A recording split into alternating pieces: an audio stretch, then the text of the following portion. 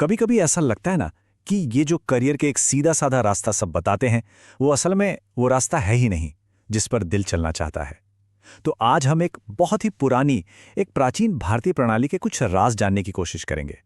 एक ऐसी प्रणाली जो किसी को एक सफल और सही मायनों में संतोषजनक करियर ढूंढने में मदद कर सकती है। तो चलिए मुद्दे पर आते हैं। ये बात कितनी सच्ची है ना। हम में से ज्यादातर लोग सिर्फ एक नौकरी नहीं चाहते। हम चाहते हैं नाम, शोहरत और एक ऐसी कामयाबी जो दिल को सुकून दे, जो वाकई में कोई मायने रखती हो। तो सवाल ये है कि कोई अपनी असली मंजिल ढूंढे कैसे। देखिए, आज की दुनिया में पर्सनालिटी टेस्ट और करियर कोच जैसे कई रास्ते हैं, लेकिन हजारों सालों से भारत के ऋषि मुनि वैदिक ज्योतिष का इस्तेमाल करते आए हैं। ये एक बहुत ही गहरी और सटीक प्रणाली है जो जन्म कुंडली को हमारे करियर का एक कॉस्मिक ब्लूप्रिंट मानती है। तो ये ब्लूप्रिंट आखिर काम कैसे करता है? इसकी पूरी कहानी जन्म कुंडली यानी कि नेटल चार्ट को समझने से ही शुरू होती है। इसे ऐसे समझिए कि ये सितारों द्वारा बनाया गया आपकी प्रोफेशनल लाइफ का एक खुफिया नक्शा है। और यहाँ एक बहुत दिलचस्प बात है, वैदिक ज्योतिष के हिसाब से करियर कोई अकेली चीज नहीं है, बल्कि इसे एक ऑर्केस्ट्रा की तरह समझना चाहिए, जहां चार्ट के सारे ग्रह और घर मिलकर एक खास धुन तैयार करते हैं। असली सफलता तभी मिलती है जब ये सारे हिस्से एक दूसरे के साथ बिल्कुल सही तालमेल में काम करते हों। तो ये तालमेल बनता कैसे है? इसकी शुरुआत होती है 3 बड़े भावों से। इन्हें अपनी सार्वजनिक सफलता, नाम और शोहरत के 3 सबसे मजबूत पिलर्स की तरह समझिए।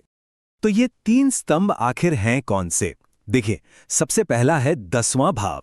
ये बताता है कि दुनिया की नज़र में आपका काम क्या है, आपकी पहचान क्या है। फिर आता है 11वां भाव, जो ये पक्का करता है कि जो मेहनत हो रही है ना, उसकी सिर्फ तारीफ ना मिले बल्कि उससे पैसा भी आए। और हाँ, आखिर में पहला भाव मतलब लगन। ये है सेहत और स्टेमिना, क्योंकि कामयाबी को एंजॉय करने के लिए शरीर में जान भी तो होनी चाहिए, है कि नहीं? अब इन जनरल पिलर्स के अलावा एक और चीज है जो बहुत पर्सनल है। हर कुंडली में एक ऐसा खास ग्रह होता है जो सफलता के अंदाज को एक अलग ही रंग देता है। इसे ऐसे समझिए कि आप अपने करियर की एक यूनिक वाइब या ऊर्जा को खोज रहे हैं। तो सबसे बड़ा सवाल यह है कि आखिर वो कौन सा ग्रह है जो सफलता की कहानी लिख रहा है। इसका पता लगाने के लिए ज्योतिषी खास तौर पर 10वें घर यानी करियर के घर से जुड़े ग्रहों पर ध्यान देते हैं। यही ग्रह सफलता का पूरा फ्लेवर तय करते हैं। हर ग्रह का अपना एक अलग अंदाज होता है। जैसे अगर सूर्य का असर है तो इंसान एक लीडर की तरह राज करता है।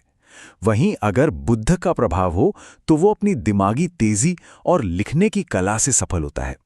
शुक्र जो है वो कला और खूबसूरती से दौलत दिला सकता है, जबकि शनि अनुशासन के जरिए एक ऐसी सफलता देता है जो लंबे समय तक टिकती है। ठीक है, आप थोड़ा और गहराई में चलते हैं। जो लोग अपने करियर के इस ब्लूप्रिंट को और भी बारीकी से समझना चाहते हैं, उनके लिए वैदिक ज्योतिष में कुछ बहुत ही पावरफुल और एडवांस टूल्स भी हैं। इनमें से एक है आत्मकारक। ये आपकी कुंडली में वो ग्रह है जिसकी डिग्री सबसे ज्यादा है। और ये सिर्फ ये नहीं बताता कि आप क्या करते हैं, बल्कि ये बताता है कि आपकी आत्मा असल में क्या करने के लिए बनी है। ये आपके सबसे गहरे टैलेंट का इंडिकेटर है। तो फिर सफलता का असली राज क्या है? वो ये है कि जब आपका काम यानी 10वां घर आपकी आत्मा की सबसे गहरी इच्छा यानी आत्मकारक से जुड़ जाता है। जरा सोचिए, एक अकाउंटेंट जिसका आत्मकारक शुक्र हो यानी कला का ग्रह, वो बड़े बड़े फिल्मी स्टारों का सबसे बड़ा फाइनेंशियल एडवाइजर बन सकता है। असली जादू यही होता है। एक और बहुत ही शक्तिशाली टूल है D10 या दशमांश चार्ट। अब अगर आपकी मेन जन्म कुंडली पूरी दुनिया का नक्शा है तो समझ लीजिए कि D10 चार्ट आपके ऑफिस के पते का बिल्कुल सटीक GPS कोऑर्डिनेट है। यह आपके करियर की छोटी से छोटी बात को सामने रख देता है। लेकिन सुनिए, एक बेहतरीन कुंडली होना ही सब कुछ नहीं है। सफलता पाने के लिए सही टाइमिंग और सही एक्शन लेना भी उतना ही जरूरी है। और यहीं पर ग्रह दशाओं और उपायों का रोल आता है।